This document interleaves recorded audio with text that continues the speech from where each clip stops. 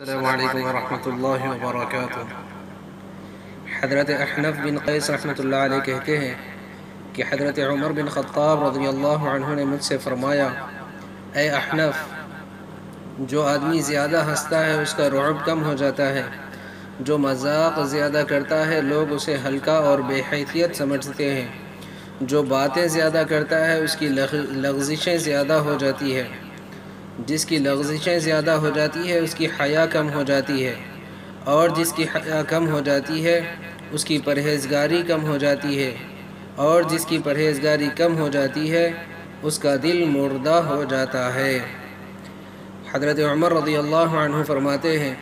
کہ تم کتاب اللہ کے برتن اور علم کے چشمے بن جاؤ، یعنی قرآن اپنے اندر اتار لو، پھر علم اندر سے پھوٹ کر نکلے گا، اور اللہ تعالیٰ سے ایک دن میں ایک دن کی روزی مانگو۔ اور ایک روایت میں یہ بھی ہے کہ کثرت سے توبہ کرنے والوں کے پاس بیٹھا کرو، کیونکہ ان کے دل سب سے زیادہ نرم ہوتے ہیں۔ حضرت عمر رضی اللہ عنہ فرماتے ہیں کہ جو اللہ سے ڈرے گا وہ کبھی کسی پر اپنا غصہ نہیں نکالے گا، یعنی کسی سے انتقام نہیں لے گا بلکہ اپنا غصہ پیے گا، اور جو اللہ سے ڈرے گا وہ اپنی مرضی کا ہر کام نہیں کر سکے گا، اور اگر قیامت کا دن نہ ہوتا تو جو تمہیں نظر آ رہا ہے وہ نہ ہوتا